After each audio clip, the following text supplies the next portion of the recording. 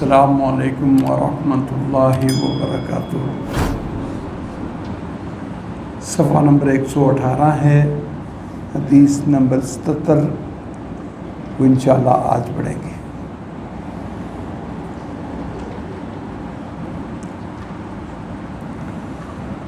الحمدللہ وسلام علی عبادہ الذین اصطفیٰ، اشہد ان لا الہ الا اللہ وحدہ لا شریک لہ واشہد ان محمدا عبدہ ورسولہ۔ اللہم صلی علی محمد وعلی آل محمد کما صلیت علی ابراہیم وعلی آل ابراہیم انک حمید مجید۔ اللہم بارک علی محمد وعلی آل محمد کما بارکت علی ابراہیم وعلی آل ابراہیم انک حمید مجید۔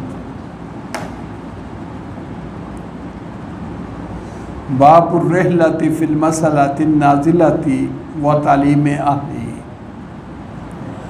آج ہمارا موضوع یہ ہے کہ زندگی میں درپیش مسائل کے لیے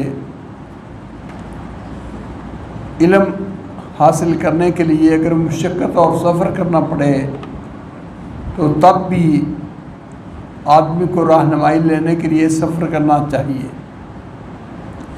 زندگی میں کئی طرح کے مسائل سامنے آتے ہیں، اور جب مسائل سامنے آتے ہیں تو انسان نے کچھ کرنا ہوتا ہے، تو اپنی من مانی سے، اپنی مرضی سے کچھ فیصلہ کرنے کی بجائے سب سے پہلے اس کے بارے میں آگاہی، علم حاصل کرنا چاہیے کہ اس مسئلے کا حل کیا ہے، یہ مسئلہ کس طرح ہے شریعت کے اندر، تاکہ شریعت کے مطابق ہی اس پر عمل پیرا ہو اور وہ اس مسئلے کو حل کرے، اس میں اپنے اٹکل پچو اور اپنی رائے وہ اس کو دخل اندازی نہ دے۔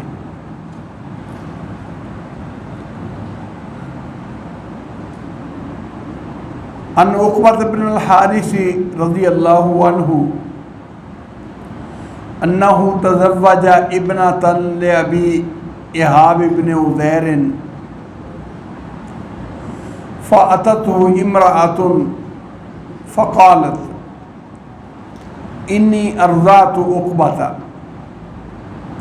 والتي تزوج بها،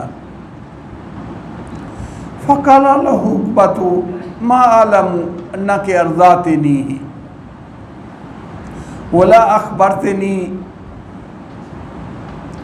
فركب إلى رسول الله صلى الله عليه وسلم بالمدينة فسأله، فقال رسول الله صلى الله عليه وسلم كيف وقد قيل، ففارقها عقبة ونکحت زوجا غیرہ۔ یہ قصہ حضرت عقبہ بن اپنا بیان کرتے ہیں۔ عقبہ بن حارث رضی اللہ تعالی عنہ، انہوں نے شادی کی ابھی اہاب بن عزیر کی بیٹی سے، ایک عورت سے اس نے شادی کی، تو ان کے پاس گھر میں ایک اجنبی عورت آئی، وہ کہنے لگی کہ جس عورت سے تو نے شادی کی ہے میں نے اس کو اور تجھ کو دونوں کو دودھ پلایا ہے، تم دونوں دودھ کے بھائی ہو، بہن بھائی ہو۔ دودھ کے رشتے اسی طرح حرام ہوتے ہیں جس طرح نسب کے رشتے حرام ہوتے ہیں۔ جس طرح نسب کی بہن سے شادی کرنا حرام ہے، اسی طرح رضائی بہن سے بھی شادی کرنا حرام ہے۔ ان کو علم نہیں تھا، لا علمی میں یہ نکاح کر لیا۔ اب اس نے آ کے بتا دیا کہ جس عورت سے تو نے شادی کی ہے، انی ارضعت عقبہ واللتی تزوج بہا، میں نے عقبہ کو بھی دودھ پلایا ہے اور اس عورت کو بھی دودھ پلایا ہے جس سے اس نے شادی کی ہے۔ وہ کہنے لگے ما اعلم انک ارضعتنی، مجھے تو پتہ نہیں کہ تو نے میں دودھ پلایا ہے، ولا اخبرتنی، اور نہ تو نے کبھی اس کی خبر پہلے دی ہے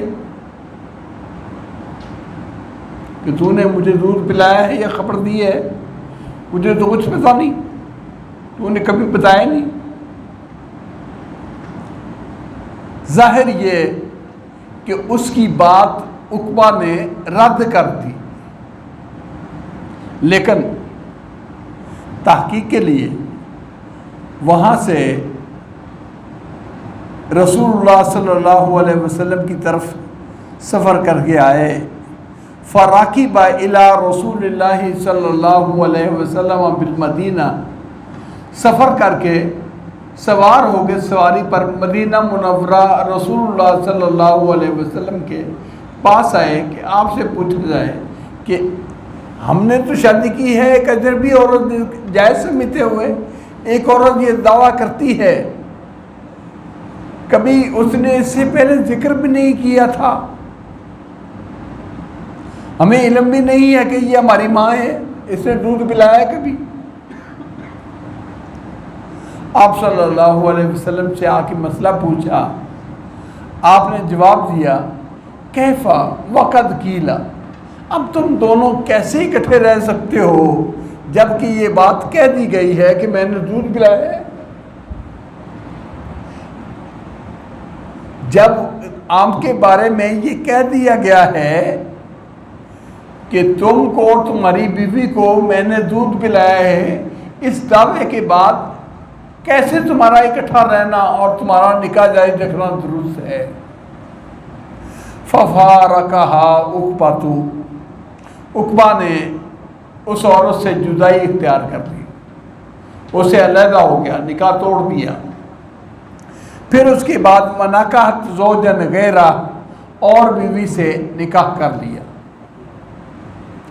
یہ اس حدیث اور اس واقعے سے کئی مسئلے وہ ہمارے سامنے آئے۔ ایک تو یہ مسئلہ کہ علم کے لیے، مسئلہ پوچھنے کے لیے آدمی کو اگر کلفت اور مشقت بھی برداشت کرنی پڑے، کہیں جانا بھی پڑے، تو اندھے کنویں میں تیر چلانے کی بجائے جا کے کسی اہل علم سے پوچھنا چاہیے، رابطہ کرنا چاہیے۔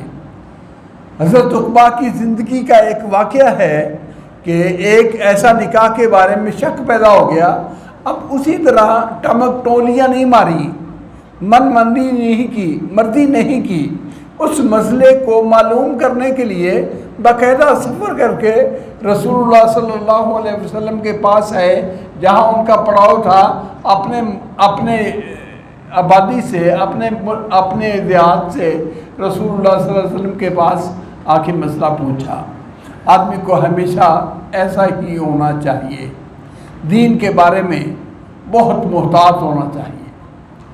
اور آپ صلی اللہ علیہ وسلم کی حدیث ہے انما شفاء العی السؤال، بھئی نامعلوم ہو کوئی مسئلہ پتہ نہ ہو جس کے بارے میں آدمی اندھا اور بے علم ہے، مشکل میں پھنس گیا، تو اس کا حل ہے کسی سے پوچھ لینا، کسی اہل علم سے پوچھ لے گا تو اس کی مشکل حل ہو جائے گی۔ تو اس کے لیے انسان کو کلفت اور مشقت برداشت کرنی پڑے تو کرنی چاہیے۔ ہم تو دیکھتے ہیں کہ صحابہ کرام رضوان اللہ علیہم اجمعین ایک ایک حدیث کی خاطر مہینوں سفر کیے ہیں۔ حضرت ابو ایوب انصاری رضی اللہ تعالیٰ عنہ ایک حدیث اللہ کے نبی سے خود سنی تھی، اور ان کے ساتھ ایک اور دوسرے صحابی نے حضرت عقبہ انہوں نے بھی سنی تھی. آپ کے بعد حدیث کو دہرانے لگے, یاد کرنے لگے. یہ تو پتہ چلا کہ یہ حدیث فلاں نے بھی سنی ہے, میں نے بھی سنی ہے. شاید میرے لفظ بھول نہ گیا ہوں. مدینہ منورہ سے مصر کا سفر 1 مہینے کا حضرت ابو ایوب انصاری رضی اللہ تعالیٰ عنہ حضرت ایوب نے کیا. مصر پہنچے 1 مہینے کے بعد, تو پتہ نہیں تھا کہاں رہتے ہیں. تو گورنر مدینہ مصر اس وقت تھے حضرت مسلمہ بن مخلد رضی اللہ تعالیٰ عنہ. سیدھے اس ذمہ دار کے گھر گئے. وہ تو سب جانتے ہیں کہ وہ ایک گورنر کا گھر وہاں ہے. وہاں گئے اور آواز دی. جو دربان تھا اس کو بتایا کہ اس کو وہ باہر آئے, بات سنے میری. وہ کہنے لگے اس طرح امیر گورنر کو آج تک کسی نے بلایا نہیں. ہوتا ہے نا پروٹوکول کا لحاظ, جی ہمارے لیے اس کو بتاؤ میں فلاں ہوں, ملاقات کرنا چاہتا ہوں. یہ کہنا کہ جا کے ڈائریکٹ اس کو باہر نکل, میری بات سن. گورنر کو اس طرح کا پیغام. اندر گئے, ان کا ان کو پوچھنا تھی نام کیا ہے. انہوں نے بتایا کہ میں ابو ایوب ہوں. دوڑتے ہوئے گورنر صاحب باہر آئے. جب دیکھا پہچانا, بغل گیر ہوئے ملے اور کہا میں ایک حدیث کی خاطر مصر میں آیا ہوں. میرے ساتھ کوئی آدمی بھیجو جو مجھے عقبہ کا گھر بتائے کہ عقبہ کا گھر کہاں ہے. انہوں نے کہا ٹھیک ہے میں بتاتا ہوں. کہا نہیں, پہلا یہ کام کرنا ہے, میرے ساتھ آدمی بھیجو جو مجھے عقبہ کے گھر لے جائے, عقبہ بن عامر کے گھر.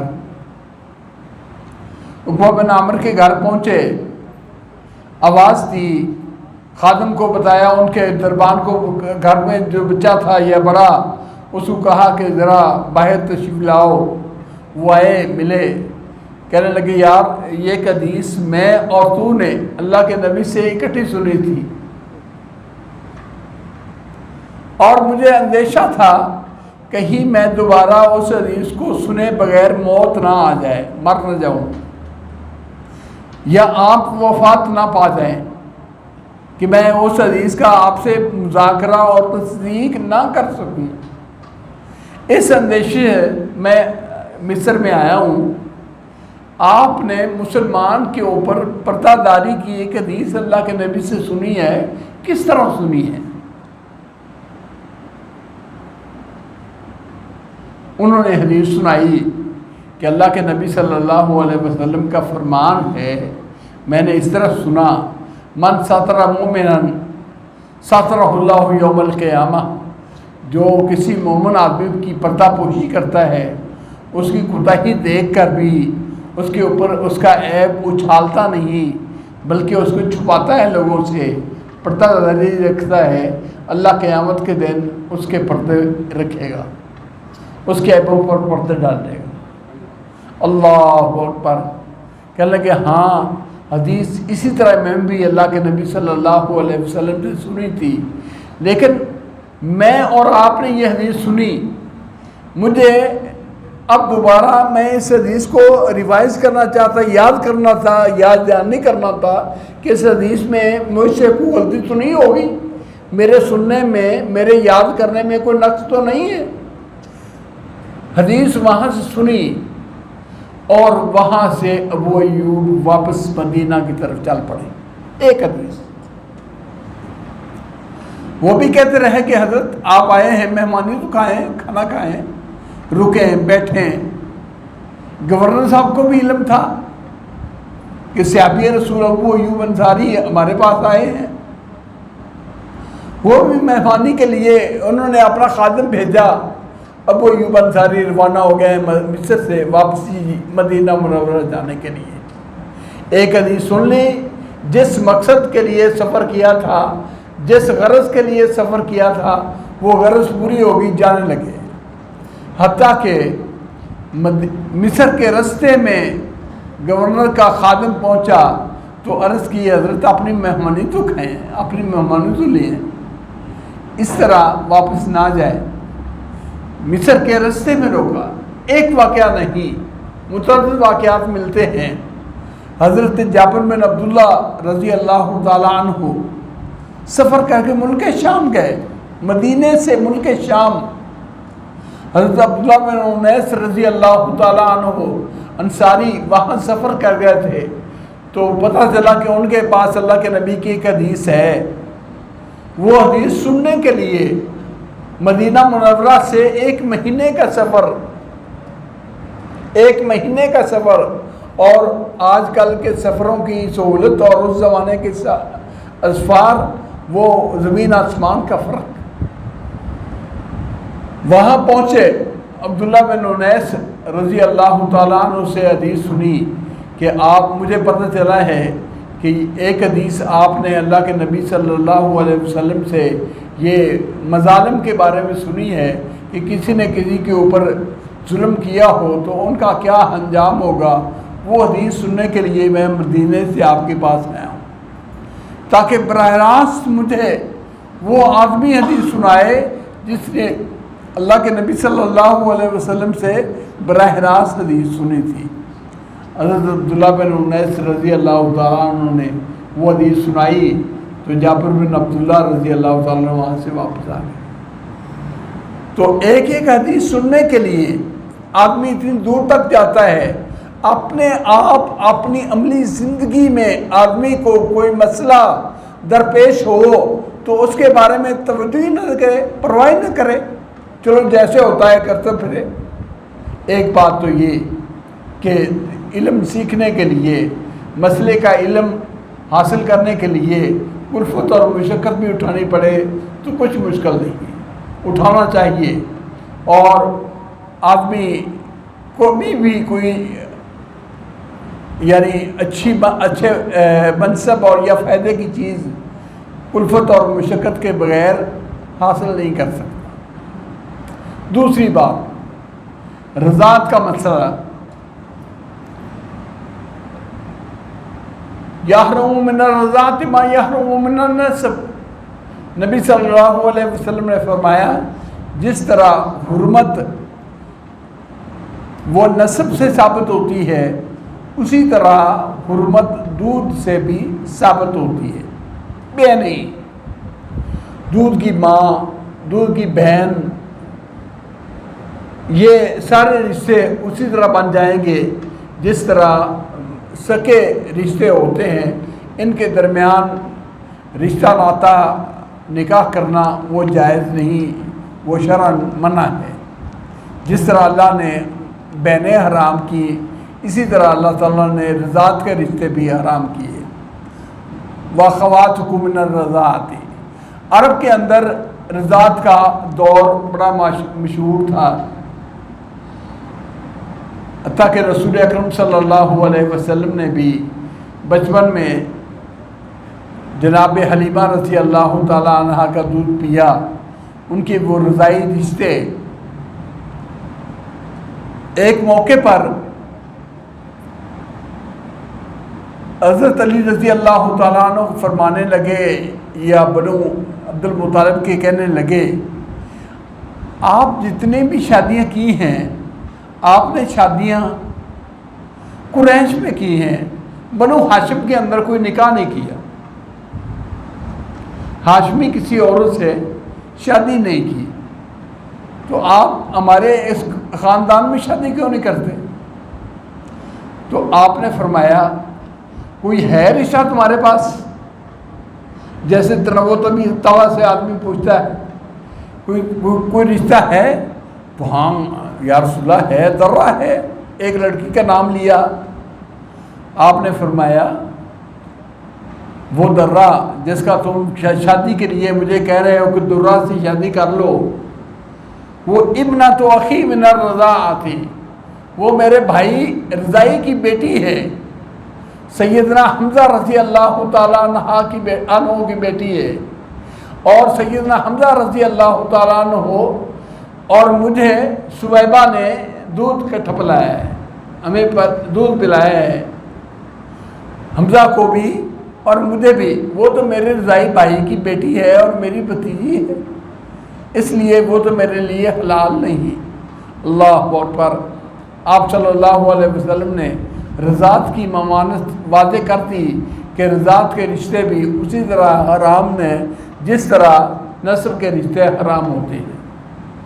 تیسری بات جو بہت ہی اہم ہے عملی زندگی میں، وہ ہے کہ آدمی کو مشکوک زندگی نہیں گزارنی چاہیے۔ اب شادی ہو گئی، نکاح ہو گیا، نکاح ہونے کے بعد ایک عورت نے کہا میں نے دودھ پلایا ہے، تو نے تو کبھی ہمیں بتایا ہی نہیں، کبھی پہلے خبر نہیں، مجھے تو معلوم نہیں، جھوٹ بولتی ہے، کیا کرتی ہے؟ آدمی کے اپنے مفاد ہوتے ہیں، مفاد کی حفاظت کے لیے بسا اوقات آدمی ایسی بات جلدی قبول نہیں کرتا، لیکن آپ صلی اللہ علیہ وسلم نے بڑی خوبصورت رہنمائی دی۔ کیفا وقد قیلا، جب یہ بات ہو گئی تو اب تم کیسے اکٹھے رہ سکتے ہو؟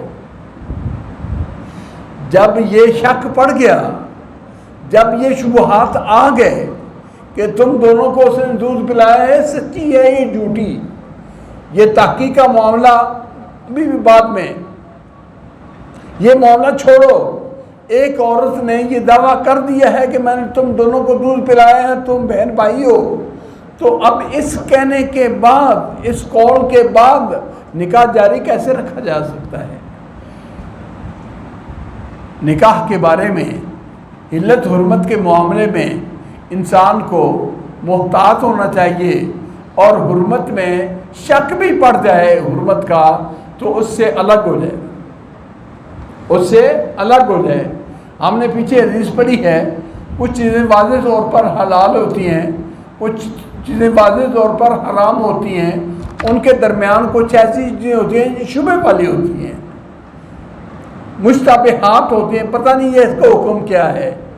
فرمایا اپنے دین کو محفوظ رکھنے کے لیے، اپنے عقیدے، اپنے مذہب کو سلامت رکھنے کے لیے شک والی بات کو بھی چھوڑ دے، شک والی بات بھی اس سے الگ ہو جائے، تو یہ انسان اپنے ایمان کی حفاظت کرتا ہے۔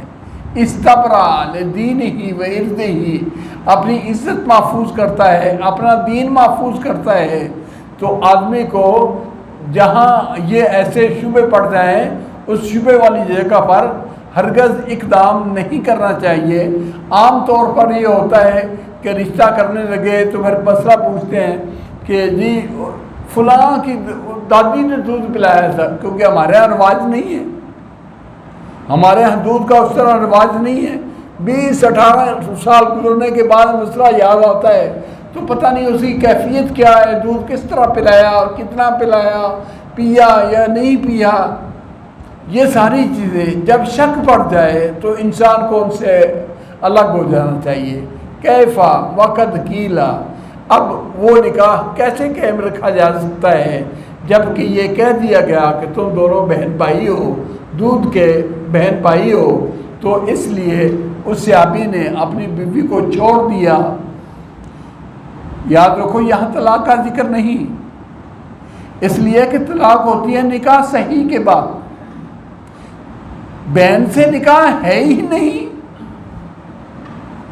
جب بہن سے نکاح، رضائی بہن کے ساتھ نکاح ہوتا ہی نہیں تو طلاق دینے کی ضرورت نہیں۔